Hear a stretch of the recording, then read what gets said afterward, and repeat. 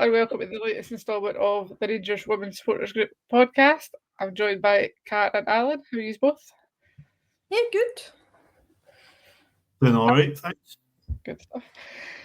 So we'll go for the Player of the Year award since it was last night, as we're recording Monday, because we were all just tired yesterday. And I was celebrating my birthday, so couldn't be bothered.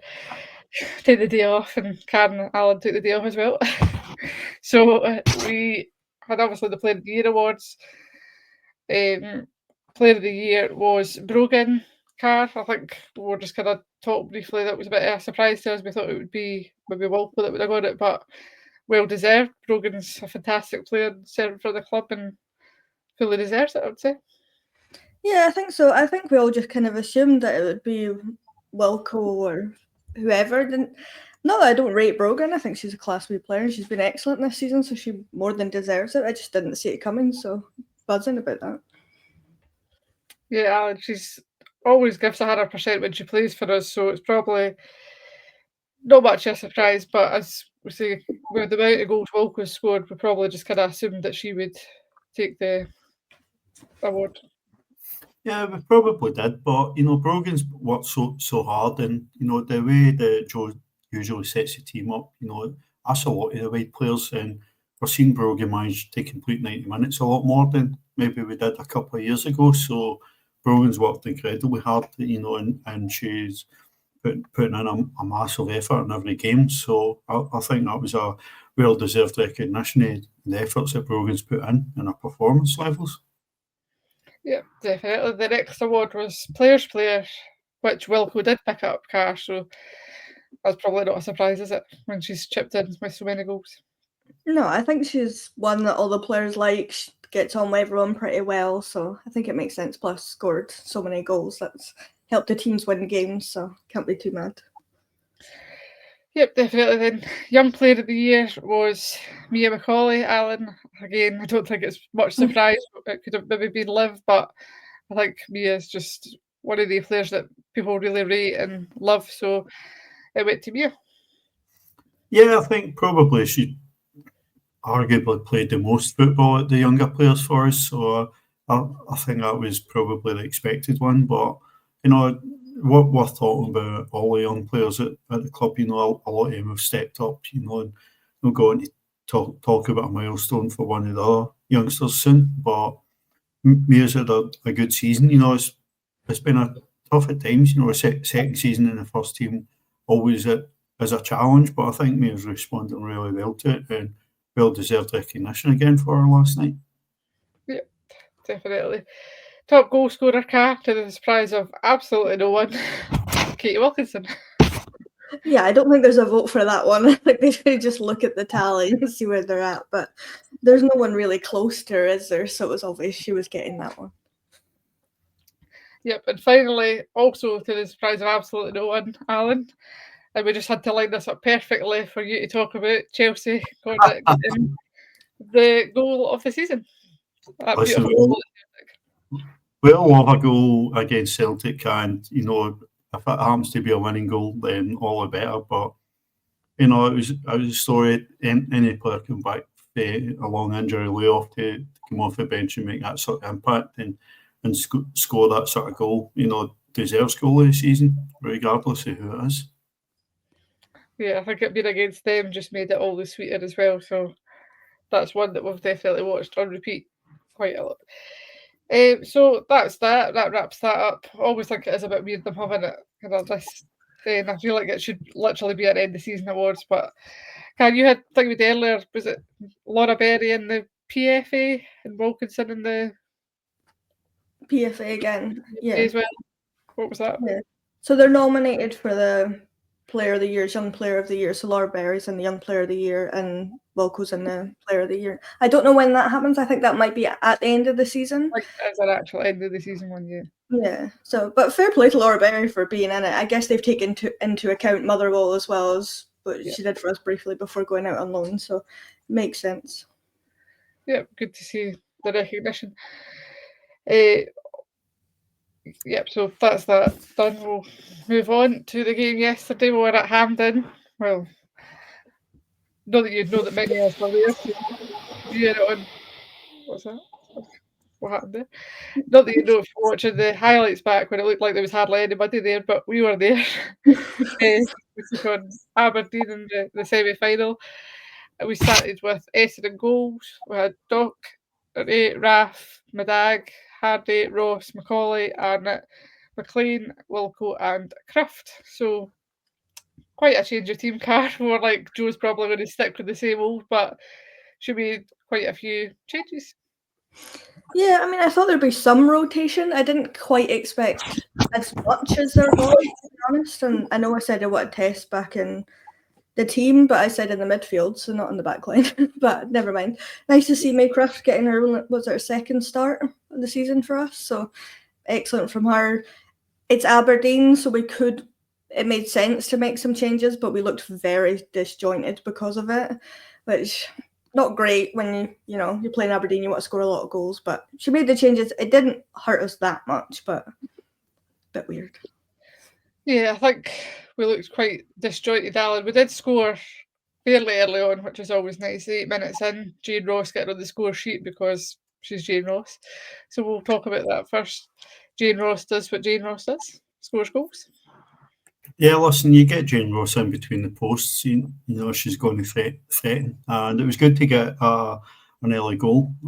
I think it told that we'd made so many changes to the team. It wasn't the best of starts, but getting an early goal, you hoped would settle the team down. Jane in the right position. You always expected that to end up in a goal, but it just didn't really see us kick on.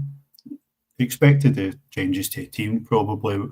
Last time we could really sort of rest players, but I'd have liked to start a wee bit stronger and get players back used to playing on grass before we go back to Ibrox on Wednesday. Yeah, that's a very good point. And after we did get that kind of early start, we thought, here we go, the goals are going to pour in, Cart, but it looked really disjointed. Players were slipping all over the place. It was like Maycroft she's a fantastic wee player, but she's just poor lassie just kept sliding all over the place. She must have been thinking, what is going on here? But a lot of the players were sliding kind of all over the place. I don't know if they'd overwatered the pitch or what, or if it was just kind of bobbly or what, but it just made for a really disjointed, scrappy game. And against Aberdeen, you're wanting to really kick on, and we just couldn't do that. No, and when we were creating chances, they were flying into Mount Florida half of the time because they were pinging them over the bar. But yeah, it was a weird one. The pitch looked lovely, though. It looked really nice. It looked like it'd been maintained well, but just everyone was sticking and falling all over the place, leaving the ball behind and running over it and tripping over it. It was just a bit chaotic at times, but it's just one of those things, isn't it? We're not used to it. Maybe they all just had their Astro boots on and forgot to change them onto their grass boots. And I think I said that in the game. I think May's got her slippers on rather than her studs on because poor lassie was just hitting the deck. But she still played well despite that. So she could have just crumbled under the pressure, but fair play, she just kept getting up. And she was getting tackles for left, right, and centre, and just kept cracking on with it. So fair play to her. We did get a second goal before half time. Alan Rio on the score sheet, as she does. Talk us through that one. I'm not seeing the highlights back, but I was just, again, Rio being very central, getting on the end days, keeping the ball alive, and a really good time to score just before half time. I think the board had just went up to show the injury time, and I don't think we were ever really looking under any threat, but just getting that second goal, and Rio will always pop up with big goals, so delighted to see Rio get on the score sheet at Hampden, and that just really put the game to bed. Yeah, there was unlikely to be any comeback after that car going 2-0 at half time. I think Aberdeen did have a few maybe half chances, maybe. They did I think we let them get to the box and then we went, Yeah. We'll take that, thanks very much. Yeah, I mean, I can't remember if it was the first half or the second half. There was a moment when it must have been the first half because it was towards our end, where we're all about, oh, here we go. And it came to absolutely nothing. But they did get to the box, I think, 3 times. So fair play to them. They kept trying. But they're also kicking and hacking and pulling everybody that was in front of them. And the ref was just letting it happen. But we won, so it doesn't matter. Let's not moan about the refs. I think that chance Carl's thinking of, it was actually a lot of space left at the back. their defence again, but it was actually Maycroft who was spoken about that actually covered in really well. So the positional awareness she's shown for a 15-year-old was really good to see. Yep, definitely. So at half-time, we done something we don't usually do, made 3 substitutes. Joe's just mixing up the team, 3 substitutes for being spoiled. Brogan, Chelsea and Jodie come on, Rio, Kirsty McLean and Wilco went off. And that was Jodie McLean's 100th appearance for us. Amazing when she's 19 years old. Isn't it crazy when you think about it? Because I didn't realise that she was that close to 100. I thought she was ages away yet. But to be fair, when you think back on it, she has played a lot of kind of games here and there. And like even when she just came up like from the academy into the first team, they got a lot of minutes here and there. So she's a credit when she's been a right back, a defender, a midfielder, up front. She's been everywhere all over the pitch for us. And she never complains. She just gets on with it and always gets stuck in. So to be a Rangers fan and make 100 appearances at 19, you think of where she could end up in a few years' time, win it all with us and get another 100 appearances is crazy. Yeah, Alan, she did say in her post-match that she would here's to the next 100, so don't think she's planning on going anywhere just yet, but incredible stats for being 1,900 appearances and as Cassie for the club she loves, and then at the National Stadium as well. Just like that, you couldn't really get much better than that, could you? It might actually get a wee bit better because the club have obviously been quite good in presenting players with commemorative jerseys at the next game. And Cody's racked up her 100th game for Rangers at Hampden and could get that commemorative jersey at Ibrox. So that might get just that wee bit better for Jodie, Yeah, definitely. That's just that would literally be the it doesn't get any better. The next goal came from who else but Jane Ross, getting her second of the day, 52 minutes. That definitely put the game to bed. Yeah, I mean, Mia does really well to keep the ball here. She does all the hard work to run into the box, plays it to Lizzie, who takes a shot. The keeper basically just hands it to Jane Ross on a plate, who just puts it into the back of the net. We were really running it back yesterday with the glory days with Jane and Lizzie. Yeah, it was nice to see we could do with some more of that, I think. Leah then came on. Nick got a bit of a rest. Then a wee while later, Kathy came on and gave Raf a rest, who seems to only be able to play, 70-odd minutes, Alan? Yeah, I was saying at the game, I would much rather we'd gave Camille a run out. She's probably the only other person on the bench who's never played at Hampden before. Yeah. And it'd be quite good to give her a wee bit of exposure before, obviously, the cup final. The game was won at that point, so I didn't really see any gain to swap Raf and Kathy about.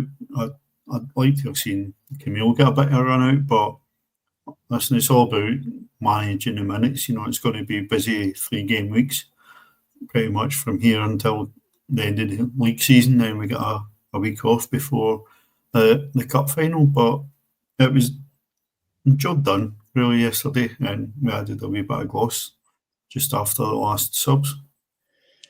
Yep, we're egging Jane on to get this hat trick. Carol, come on, run it back, Jane. It took her the 84th minute to finally get it, but I don't think she was going to get much easier goals than that to kind of get her hat trick.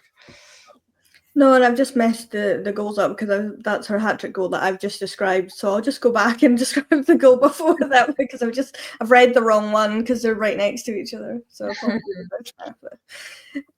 Nick plays the ball in. Brogan kind of heads it, kind of just hits off of her. I don't know if she knows that much about it, to be honest. Over to Jane. She just has to kind of chest it down, turns and puts it into the back of the net. And then that was the goal before. And then this one, Mia does the hard work to put the ball to Jane, who, yeah, you get it. Yeah, absolutely. His hat trick at Hampden. Run it back. Run it back. Then, just as you say, put the gloves in it, Lizzie has to get in the act, and she got a really easy goal, Alan. It was very similar in the end up to Jane's hat-trick goal. It was again keeping the ball alive in the box. Aberdeen can really get it cleared, and I think Jane had came close to adding another one, and just broke out for Lizzie to pretty much tap in for 3 yards out. So, 5-0 is a good score. Probably wasn't reflective of how we played. I don't think it was really a 5-0 game, but we were comfortable right through the game without ever being particularly exciting. If you could just talk about the game coming up, I need to get the door. Well, we'll wait till Laura comes back and we'll go back for a player of the match. But do you think it's good that we got a game at Hampden on the grass in the big park before we play City at Ibrox? Yeah, I mean, I think they've done that on purpose, haven't they? Because they did it before the cup final, didn't they? So we had experience playing on grass, and then we're back. But it just worries me. But I think playing at Ibrox, it's always going to worry me, especially late on in the season. So it's just one of those things. But I think probably if they get the right boots on and the pitch is watered, probably a bit better it will be, because the ground staff at Ibrox are much better than probably the ones at Hampden. So they won't be hopefully slipping and sliding and getting stuck as they were yesterday. So hopefully that does help us. Obviously City played the day before, so I've had an extra day's rest, but I don't think that'll make that much of a difference, to be honest. So it's certainly going to be interesting, but I'm going to be an anxious mess until it's over. Oh, definitely. I think the fact that this is the third time we've played City at Ibrox, and the fact that we've actually still to beat them. So we've had a defeat, a draw, so it's got to mean that law averages we've got to beat Glasgow City.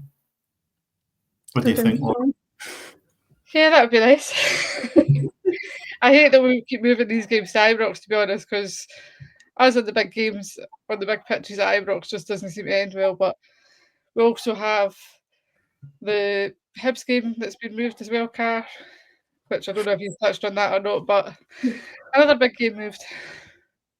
Just the last game of the season, no big deal. It's not like that's ever gone, I can't say the phrase I want to say, to pot before for us, but it could potentially be, I mean, it's probably going to be a title party either way, but who it's going to be for, we don't know at that point. But it's that I don't like that. I don't like that they've done it. I know why they do it, to play more games at Ibrox, but move the Hearts Motherwell game, move another game. Don't move that game, last game of the season. That's crazy in my opinion. Well, the City game's probably more a risk, I think, given that we've not beaten. But the last twice we played Hibs on grass, we've scored 12 against them. So hopefully that bodes well. We just need to get through the 4 games before we play Hibs for that to actually matter. I think the fact that we just lost to Hibs and then they announced, oh, by the way, we're finishing the season at Ibrox against Hibs. Make it make sense, because Joe said what could possibly go wrong? I know. Joe had told the presser that it was offered to her by Patrick Stewart, so it was like he's obviously not aware that we had just lost them, and then went, "Get what day, Joe? Just play these big games at Ibrox. That'll be great." Personally, I would rather we played them at Broadwood and Pat Broadwood rather than playing them basically playing at half empty, more than half empty Ibrox, but such as life, will be there supporting them anyway. But as we say, City next, another BBC Alba game, because they seem to love us recently. Think it'll be that busy, Car? Do you think we'll get many in midweek at Ibrox? Maybe, but I don't know if it'll be any more than there probably would have been. People say that Broadwood's hard to get to and Ibrox is a bit easier, but I don't really think it's that much different, because you can get the train, it's a bit of a walk, but if you want to go, you'll find a way to go. So I don't think really moving it makes that much of a difference. But no, I don't think it's going to be that busy. I mean, I've looked at the tickets and I had a bit of a flap earlier last week when I thought it was sold out because it wouldn't load. It was just the ticket website not working, but it looked like it sold out, but it hadn't. I went in and had a look. It's not really sold that well, to be honest. Which is weird. You would think they would maybe have moved the weekend's game against Motherwell we play, but then they've moved the time of that and whatever. But you'd think that would be the game to kind of move, but they've moved it now, so the watch we can do with it. And they were very prompt at getting the QR codes at Alan, which is strange for them when we were thinking, great, there's a week to go. Get the QR codes till later, but it's a bonus, but obviously the game on Sunday, comes when there's another game at Ibrox. in the afternoon. So that one was probably. I think we would have moved all three, to be honest, if there wasn't any potential clashes. When they've decided to move two, I think we would have probably moved three, but that's just an assumption. I think fans need to see Rangers come up in the big games and win at Ibrox to start getting more people to really think, what, let's get along. I'd like to see a bigger crowd and get behind the team and show him support, because they're definitely going to need it. They're faltering a wee bit maybe at the wrong time, but I think I said at the start of split, I don't think any team will win 10 games. Everybody's dropped points in the first 5. There's got to be drop points all over the place in the last 5 games as well. We just need to try and find some sort of consistency and stop giving away cheap and stupid goals at the back. Yeah, well, the Motherwell game could have been a different day. We do seem to like just moving these games about it randomly, but I get your point. But yeah, if we just could win on Wednesday, I think that gives us a good push to get it. That's probably a big, what would be the word, to kind of monkey off their back, if you like, so that they're kind of, right, we've done that now. And then that maybe makes the Hibs game a bit easier, even though it was last game of the season, and that's always absolute chaos. But we'll see how it goes. There wouldn't be a load report or anything this week, Car, because we were obviously in cup action. So Sophie Black played for Motherwell, but obviously they didn't go particularly well. But Ailey couldn't play because she was cup tied with us. I don't believe there was SWPL 2 games, but I didn't actually check, so there's only 2 games left in SWPL 2, so they play the next 2 Sundays, and that's that finished apart from the playoffs. Interesting. It feels weird that we're this close to the end of the season already. I'm like, I know we're in the split, and then I just think there's only a couple of games left. I'm like, this is mad. But yeah, we'll see how things go. So we'll leave it there. If you didn't have anything else to add, I just hope that people find it a lot easier to get tickets for a cup final. There was a lot of people complaining how hard it was to get through Hampden's sort of ticket site and app to actually get tickets, and people finding it shown as sold out, which is absolutely mental. I'd love the SFA to actually have some sense and just make it a cash gate. Get a crowd in for a cup final. It's a showpiece of the game, supposedly a cup final, and that site and app seems to be so difficult for a lot of people to work. So hopefully something changes and we get a bigger crowd for the cup final. Yeah, on that point, I don't know why they put it as like, well, ours was like Rangers under 25 or whatever. Like, who they expected to turn up? Because they put the women's games just on sale for anybody to go. Like the men and women on that website, it works fine. Like you can go and just pick your tickets, then you go forget about it until the game. And then it comes to the cup games and they make it so difficult, like doing it for the fact they put the tickets up in advance, but never told anybody really how to get them because it was by promo code, which they told nobody about until I had then went and emailed them and they were like, it's a promo code, which you're meant to just guess. I know, but it's just absolutely bizarre. It's like they want people to go and then moan when people didn't go, but they make it so difficult for people to go. I also just don't really get why they hide it behind a promo code. It can't be that hard to have 2 games on the same weekend and just have the tickets on sale. Obviously, you know which game you want to go to. Say they do for the League Cup final. Just say you can sit in these sections if you're Rangers or Aberdeen or whoever, but you can sit wherever you want because it's not if there's going to be any problems. And just do it that way. I don't know why they do this weird promo code thing, but we'll know for next year that it'll be the same thing. It'll be Rangers_26. So just if everyone tries to remember that, we'll be fine. But the fact that they put that tweet up, nobody replied to it. I kept trying every day, trying to get tickets. Why is it not working? Why is it not working? Thinking they'd messed up, and nobody could figure it out. I don't get it. It's bizarre. But I just had no patience left and went, I'm going to email them. And then they came back so nonchalant, like, yeah, it's a promo code. Like, well, you have clearly missed that information. Why have you not realised that there's not a single ticket sold? Because you went on and were like literally the first person buying tickets because we then knew how to buy them. But yeah, just absolutely bizarre. So if anybody's watching from the SFA, fix it out, please, and make the final a lot easier as well. And maybe have us. It's one game, so it should be easier in theory because it's only one ticket. Oh, they probably still will do it behind a promo code for them.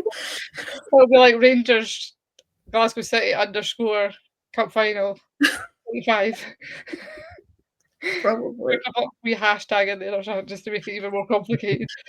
But yeah, so we probably should have mentioned that it is Glasgow City that we're playing in the final just because we've not seen them enough this season, so that should be quite interesting. But we'll talk about that nearer the time, I think.